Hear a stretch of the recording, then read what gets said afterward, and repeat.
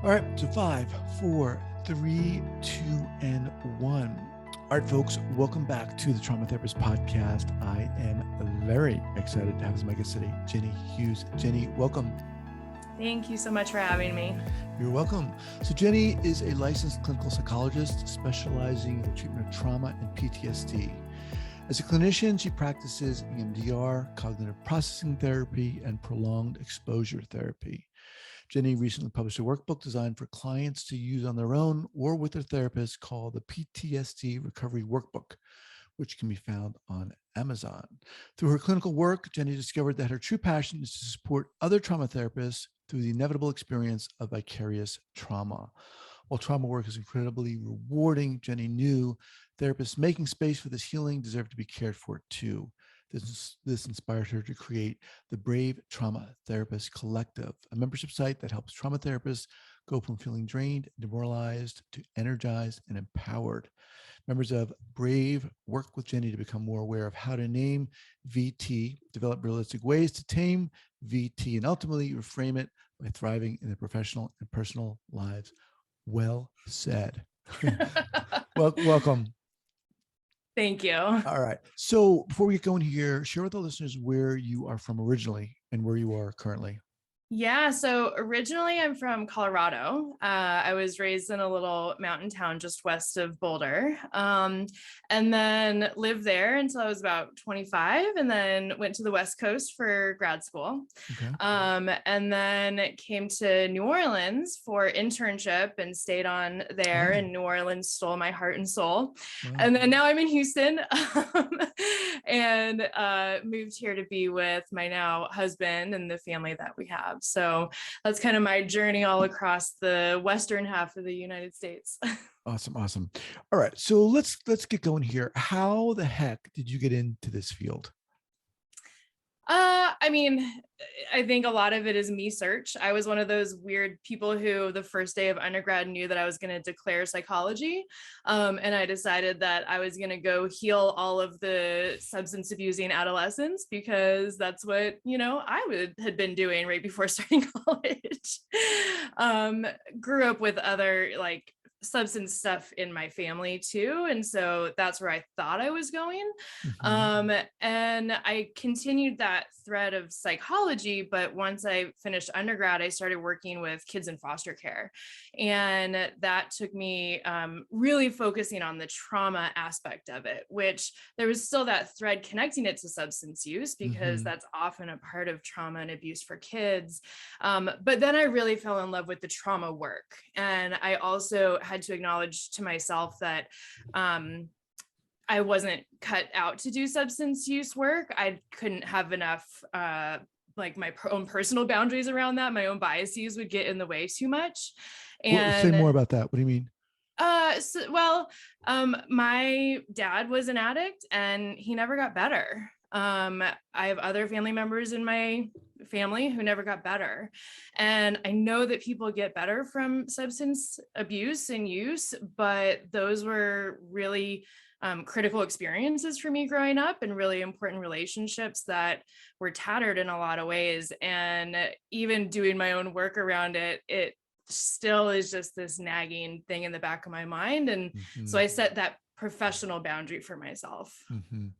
Thank you for sharing that. I want to go back just a bit. So you had this theme of substance abuse in your family running. Was that conscious when you decided to move into psychology?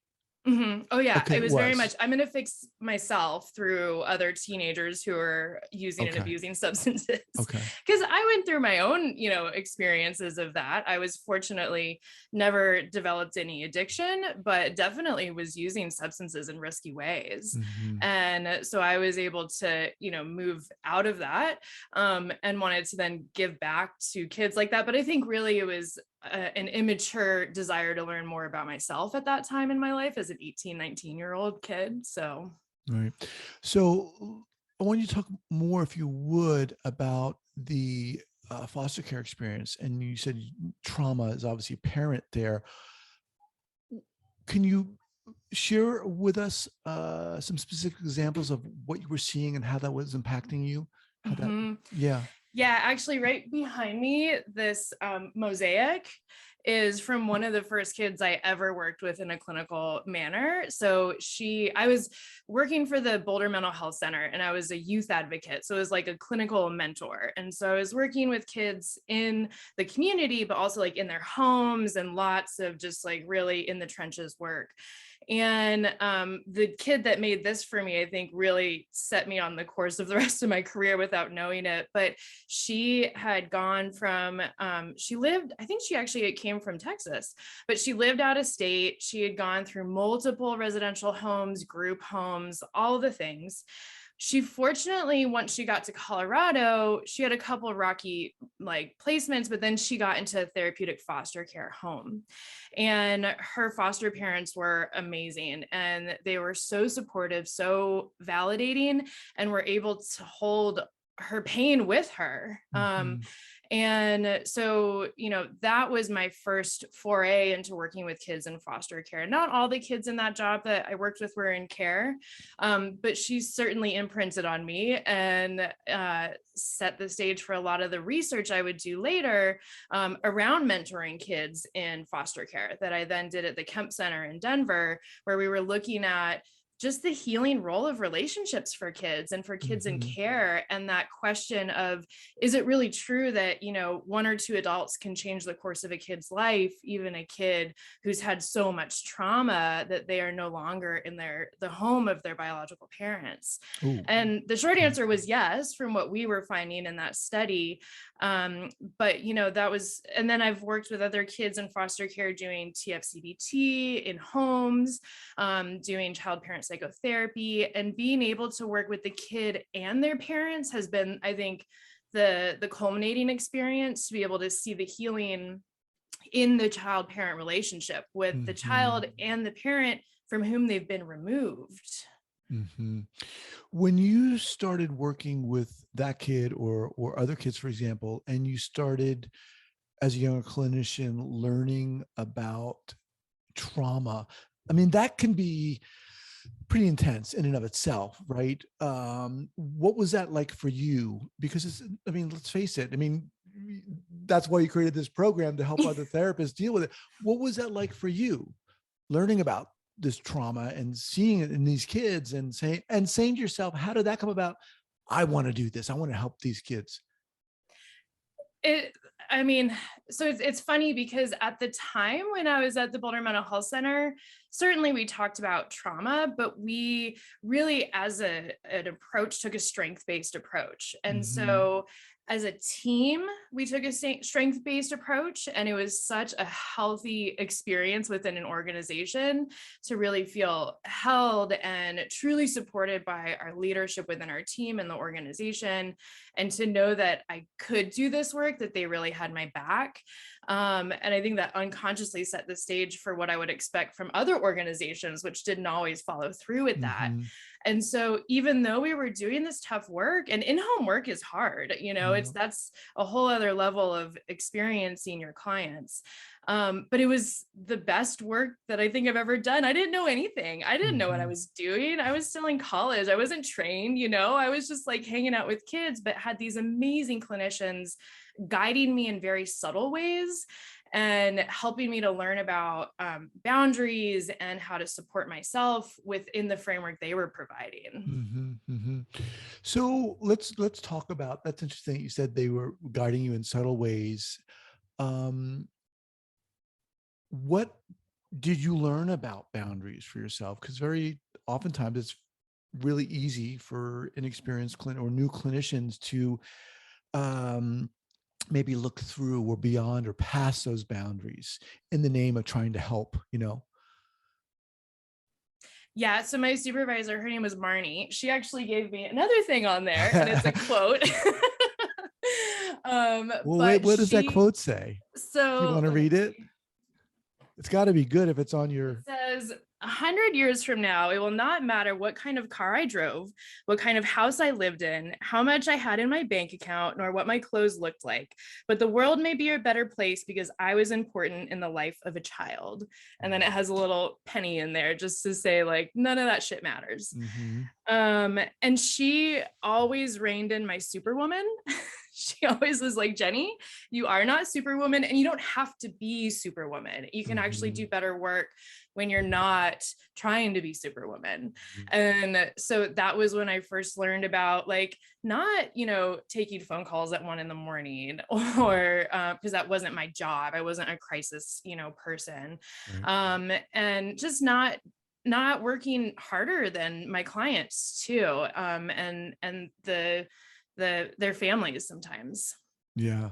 Wow, that's pretty cool. It reminds me of a story that when I was working as a therapist in a school, it was one of my first placements. And it was a school for kids who were on the spectrum. They had other behavioral issues. And I was working with this young kid, and he must have been like 10 or 11. And here I was, in grad school, and at the same time going through sensory motor psychotherapy training. And I was, trying so hard to intervene and use these techniques.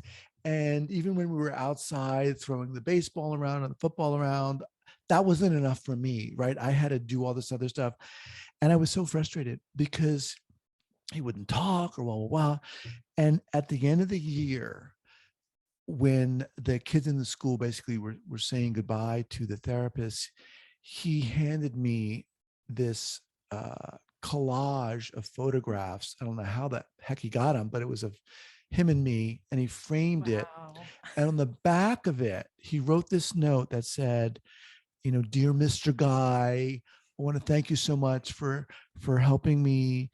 Even though it seemed like I was never listening, I was always listening. Wow. Oh I was God. like, oh Did you my, like die in that I moment? died, and I still die. How, like, I just felt so incompetent. But anyway, what you're saying and what you're sharing really is making me think about how important it is, like, to you, that your supervisor was like trying to take away your superwoman, and just, you're enough. Yeah.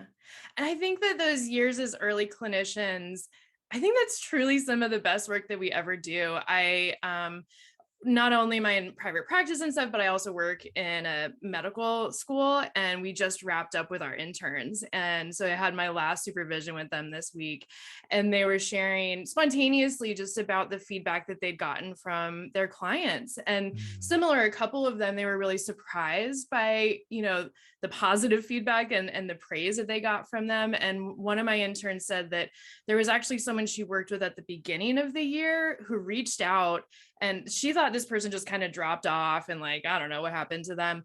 They reached out, emailed her an update, and said the work that we did was so important and really was life-changing. And my intern was like, what is, like, I don't think I did anything with them, right? And so I think that, yeah, that early work that we do, we are so open, we're so curious, and we crave so much. And so I think that really shines through with our patients and clients. And then having space with supervisors and mentors to process and to balance that, I think, is one of the greatest gifts. What are you doing in the medical school? I do clinical work and supervision for trauma and PTSD. For the interns, medical school interns? No, so it's a academic medical school, so they're there for internship. I see. And I'm supervising them. Okay, cool. Yeah. All right, so how did things unfold for you professionally? Take us there on that journey, if you will. Yeah, I mean, I've learned that our careers don't unfold the way we think that they will, because then, I very intentionally pursued working with kids and trauma. And I loved doing that. And even when I was on internship, I got the opportunity to be trained with 0 to 5, learning CPP, which I'd never worked with kids that young, and realized how rewarding that was. It was so amazing. And remind our then listeners what CPP is. yeah, so child parent psychotherapy, and it is developed by Alicia Lieberman, and she's at UCSF, and it is an intervention for really young children and babies and their parents, a dyadic intervention to treat trauma for really little kids. And I did a postdoc on 0 to 5 stuff. And then when I became faculty at LSU, they needed, to pay for my salary somehow. And so all of a sudden I started working at the Level 1 Trauma Center. And I was so blessed to be able to build our trauma psychology program there. And I was like, wow, this is so cool. Like working at the bedside and working with all like the whole trauma team, and every day was different. And so then all of a sudden I was working with all adults. Wow. And I'd always worked with kids and families.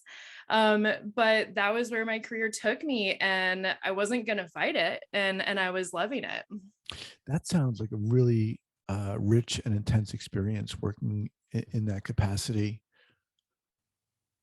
Yeah. Go ahead.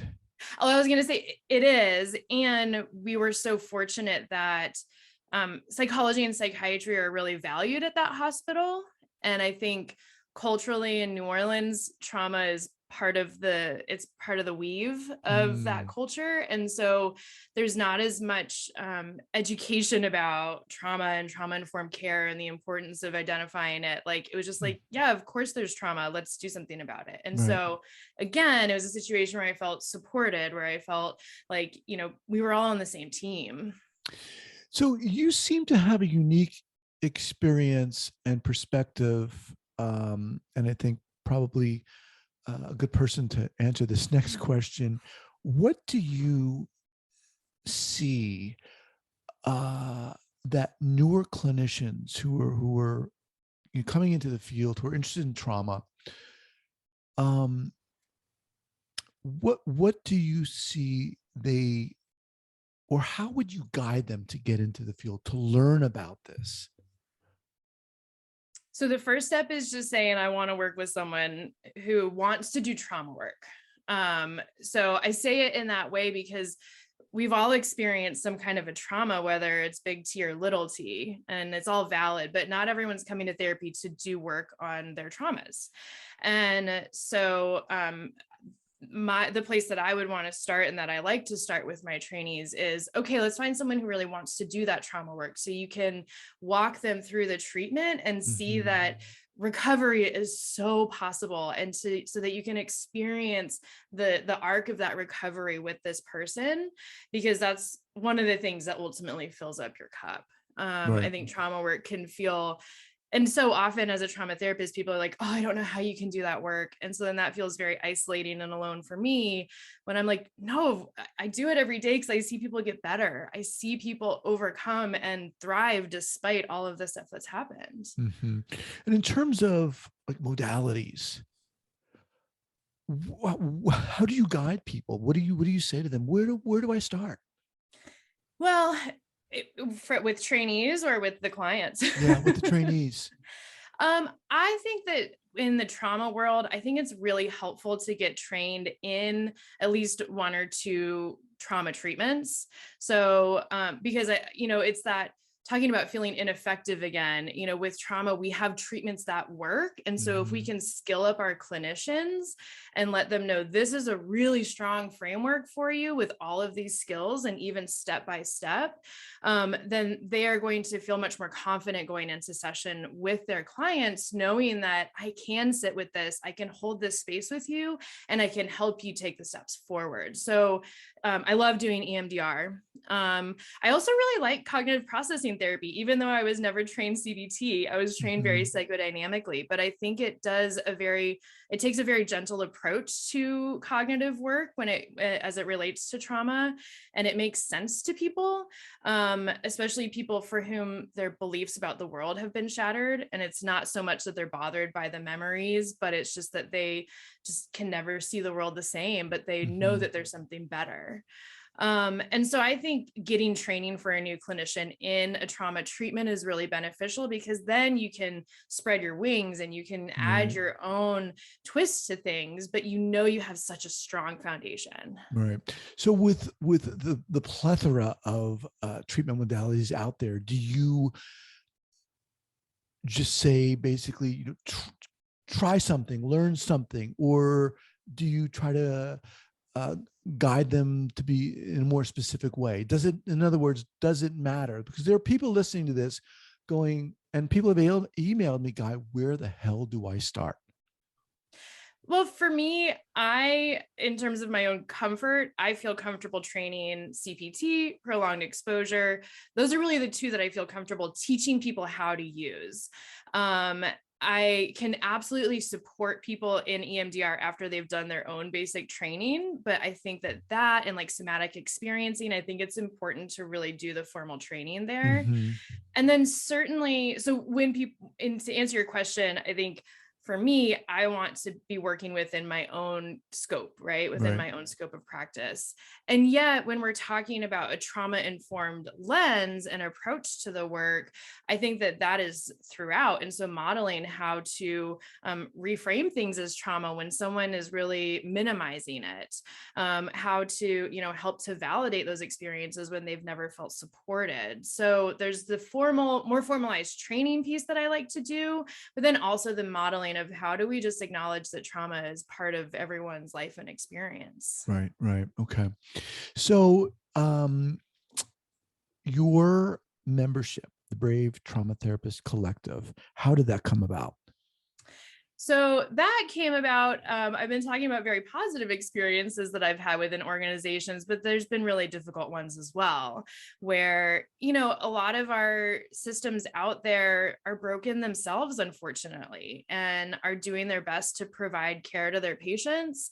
But I call it a traumatized system of care, that system is running on empty and is in survival mode in and of itself. And so then I think the people that work within it just gets transferred to them. And so, vicarious trauma is this occupational hazard for many helping professionals, trauma therapists in particular, but it doesn't necessarily have to knock you down. If you have the right kind of support, the right community, the right place to be able to talk about your work and to feel seen and heard. So how would you define, or how do you define vicarious trauma? Yeah, so I use the term vicarious trauma very specifically for trauma therapists and helping professionals, but I reserve it for people that are helping professionals, because the way that I interpret and use it is the stress and trauma we're soaking up from the people that we're caring for, from the people that we are working with and helping to heal. There's also secondary traumatic stress, which anyone could experience. Like after the Uvalde shooting, I freaked out and started a Facebook group and did all this stuff because I was experiencing secondary traumatic stress from that, thinking about my own children. Then there's compassion fatigue, right? Where we just are feeling like we don't have any more compassion and care to give to the people that we're taking care of as professionals. And then there's burnout, where we leave and we're just done. So basically we're all screwed. How do you personally manage it? So first and foremost is through my professional relationships. I think especially doing trauma work, we sign up for something very, very special, but also something that most people don't sign up for. And so HIPAA aside, I'm not going to talk to my husband about my work because he's not a trauma therapist. He didn't want to do that. right? And only other people that are in this profession with me can really understand. And can I share this without being worried that I am harming them? Because I know that we're sharing space together. Let me ask you this question, and I ask this of a lot of my guests here. Can you share an early clinical error? And I want you to try to be specific if you can.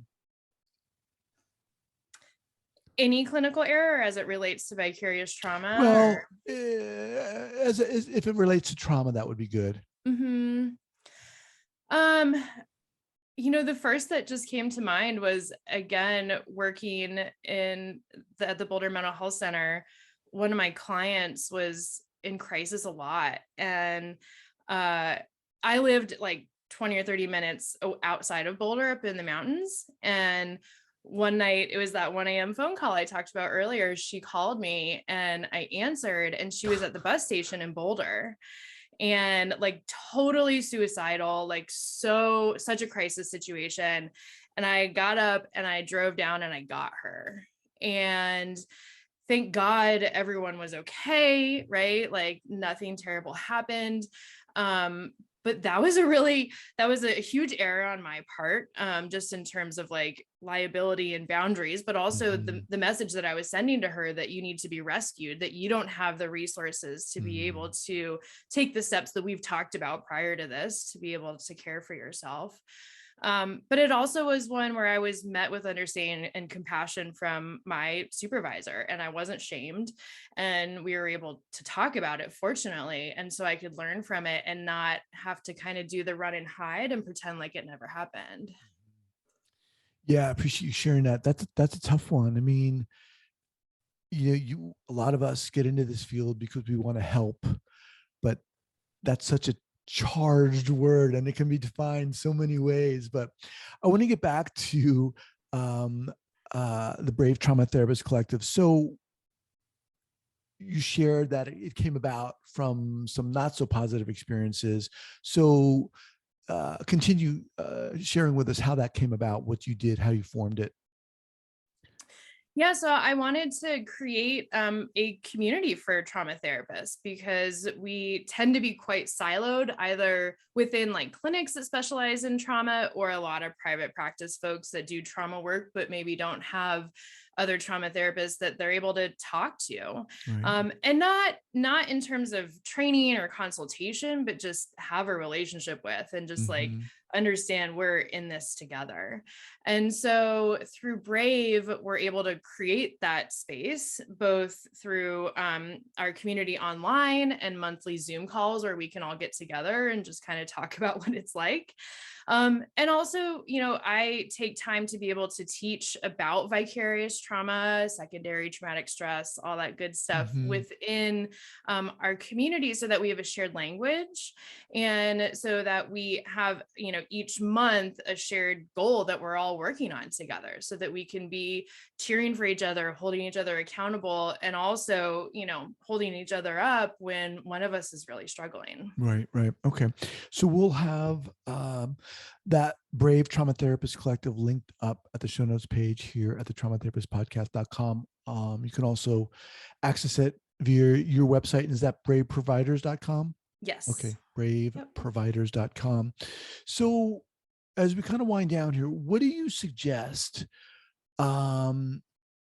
for therapists to, I guess, number one, how can they be aware of vicarious trauma, secondary traumatic stress, number one, and number two, how can they, I guess, protect themselves, if I can use that word? Yeah, well, and awareness is the most important thing, because VT, it'll come and sneak up on you even when you think everything's going okay. All of a sudden, whether it is a particular case or it's been something that has been, kind of filling up your cup over time, and all of a sudden it boils over. And so things to look out for me in particular, is irritability and isolating. Everyone pisses me off and I don't want to hang out with anyone. So those are my like personal kind of, red flags to start off with. But then there also, I mean, it can get to that point of feeling so much despair about your work that like you dread seeing your clients, you're not answering like phone calls and emails. You are thinking about leaving, that's the Mm-hmm. very tail end of it that I don't want people to get to. I want to acknowledge that those thoughts happen. I've had those thoughts, and hopefully prevent some of that. And so getting to the prevention piece, one is naming it, is just Right. saying, okay, this is what VT looks like for me. And it's not about taking bubble baths and doing yoga to take care of yourself either. It's, okay, am I brushing my teeth? Am I doing my activities of daily living that I need? Do I have the foundational stuff Mm, for myself? And then maybe I can start to add some additional things on, starting with, maybe yoga, like for me, it is something that's great. I'm not always able to do it because I don't have the bandwidth. And so mm-hmm. not judging myself for saying I'm not good enough because I didn't go to yoga this week, right? Mm-hmm. So it's such an individual experience, but I don't want to sugarcoat it. I don't want to say the bubble baths are going to fix it. I think talking about it, Right. and just being in community together is the most healing.